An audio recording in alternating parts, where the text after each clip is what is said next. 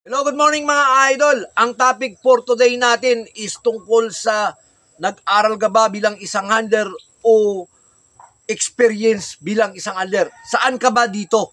So sana idol, no?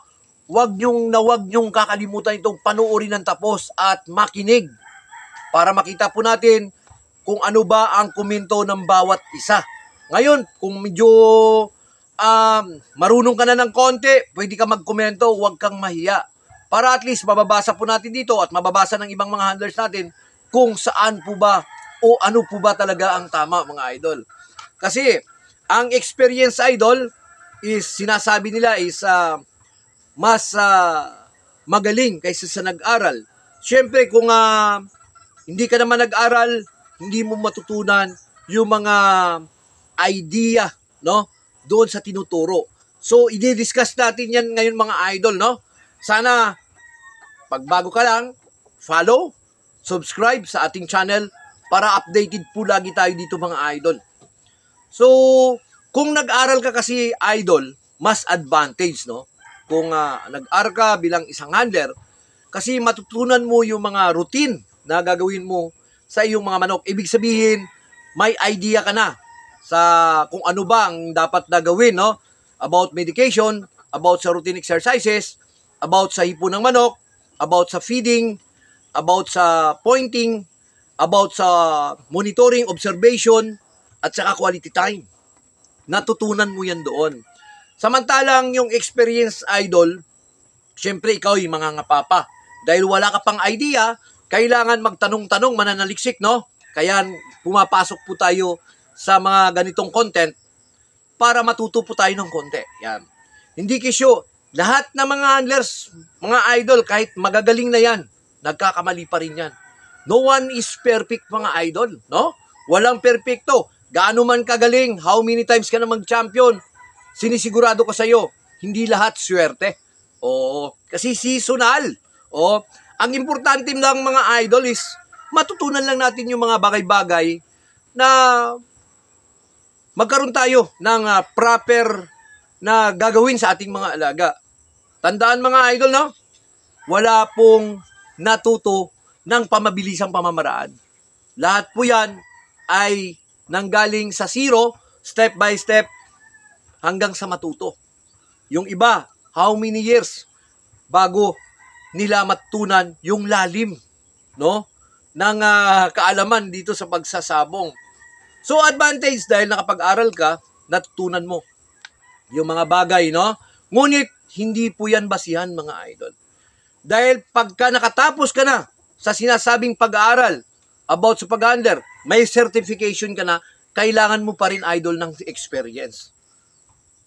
Hindi kisyo tinuro sa'yo doon, isyo ang gagawin mo. Ibig sabihin, pantay-pantay kayo ng conditioning ngayon. So, kinakailangan mga idol dahil sa experience, no? Doon mo unti-unting matutunan yung kakaiba na galaw o kakaibang pamamaraan para sa iyong manok. Kasi ikaw na yung mag-a-adjust eh. Ikaw na yung magtuturo sa sarili mo ngayon. Yun yung sinasabing experienced idol, no? Lalim ng kaalaman, pananaliksik, walang tigil, no? Walang humpay, walang tigil na pananaliksik para po na tayo matuto. Pero hindi pa rin tayo magiging isang perfecto, no? Nag-aral ka. Okay. Nakuha mo. Pero hindi mo kayang i-apply sa iyong manok. Kailangan mo mag-experience. Mapapansin mo, idol, sa taas ng ruweda, no? Yung mga baguhan lang na katulad ko. O, katulad kong baguhan. Pag naglalaro po sa taas ng gradas yung ating mga alaga, makikita mo yung body language ng isang handler, no? Na bago o veterano. Kasi yung mga bago, bawat laro ng manok, no? Bawat palo ng manok, makikita mo gumaganon yan. So, ibig sabihin, hindi pa siya komportable. Samantalang, yung mga veterano na mahaba na yung experience, kahit tinatamaan na yung kanilang alaga, kampante, cool na cool lang yan. Kasi, ang iniisip niyan, kaya ng aking alaga yan. Alam ko kung paano ko hinanda yan. Cool na cool siya, kampanting-kampante, baka minsan nag-iisip pa siya na, tumatabla ka palang idol. No? Ganun po ang eksperyensyadong tao. Yan. Kaya kahit nag-aral ka, kailangan mo pa rin ng experience idol. Certification as a handler. Ngunit, syempre, ikaw pa rin ang magtuturo para sa sarili mo. No? Matagal na proseso. Marami pa tayong kakaining bigas, ika nga. No? Para matutunan yung lalim ng kaalaman about sa pagsasabong mga idol. So, saan ka dyan sa dalawa? Doon ka sa napag-aral o doon ka sa eksperyensyado? Para sa akin, idol, no? Matatag pag pinagsama mo yung dalawang yan. Nag-aral ka bilang isang handler, pagkatapos nagkaroon ka ng malalim na experience. Kasi doon natin matutunan lahat, mga idol, yung technique about sa ating pagmamanok, no? Ako, dati, hindi ko rin alam yung mga food mixture conditioning, no? Yung sariling pagmimix natin. Dati, hindi ko rin alam kung paano mag-breeding, no?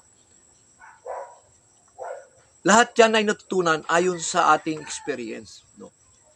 Kung paano magpagaan ng manok, kung paano ba yung tamang routine exercises ng ating manok, kung paano ba yung tamang pagbibigay ng gamot or medication sa ating mga manok. So lahat yan, idol, is doon po natin natutunan sa experience. Matatag lang pag nag-aral ka kasi nagkaroon ka na ng idea. Proper idea or proper guidelines yung nakuha mo. Ngayon, i-develop mo, i-improve mo, i-level up mo. Yun. Ganun po kalalim yung ating sports bilang isang sabongero, no? Hindi po dito pagalingan, mga idol. Wala pong magaling. Oo. Hindi kisyo natuto tayo ng konti is magaling na tayo. Wala pong ganon. Ako, nagdinidiscuss lang po natin yung mga tungkol sa nalalaman ko tungkol sa pagmamanok. Ngunit hindi ko po pinupursigihan na yan ang dapat mong gawin. No? Balay mo, baka nakapulot ka ng idea kahit maliit dito at makatulong po sa inyo. No? Ganon po ang tama ng mga idol. Kasi ako, bilang isang handler, isang owner ng Umantiqueño Game Farm, is gusto ko rin pong magkaroon ng certification. So, kahit alam na natin na marunong na tayo, no? Ngunit kailangan pa rin po natin yan para matawag po tayong ganap na isang handler. Sa susunod, abangan nyo mga idol, mag-aaral na rin ako sa paggagaping o pagtatari. Yeah. Para naka-complete package po tayo. Sariling bloodline, sariling alaga, sariling gapir. So wala na tayong iintindihin pa. Kahit pumunta tayo dun sa sabungan, kahit 2 lang tayo, kahit 3 lang tayo,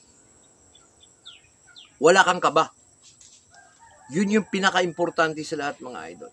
So sana, nakatulong na naman si Oma sa inyo, i-comment nyo kung ano yung nasa sa loob nyo. God bless and good luck sa ating lahat, mga idol.